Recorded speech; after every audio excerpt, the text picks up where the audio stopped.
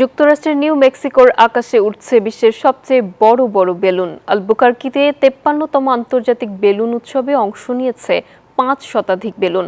9 দিন ব্যাপী এই বর্ণিল আয়োজনের আকর্ষণ হিসেবে রয়েছে ভোরের আকাশে একসাথে শত শত বেলুনের উড়ে যাওয়ার মনোমুগ্ধকর দৃশ্য।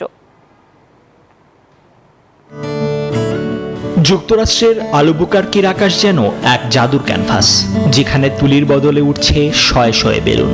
53তম আন্তর্জাতিক বেলুন ফিয়েস্তার সবচেয়ে আকর্ষণীয় পর্ব গণ উড্ডয়ন দিয়ে শুরু হয়েছে এই রঙের উৎসব।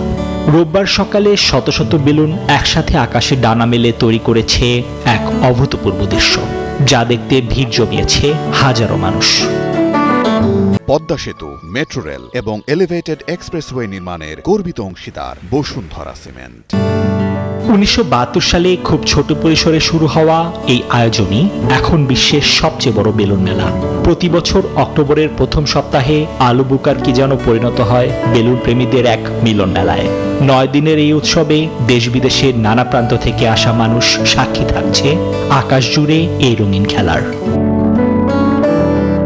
এবারের আসরে 500-এরও বেশি নজরকাড়া নকশার বেলুন অংশ নিচ্ছে।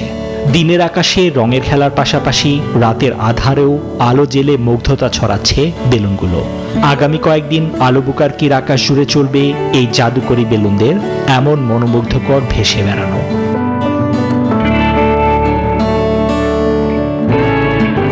নিবিড় আমিন, নিউজ 24।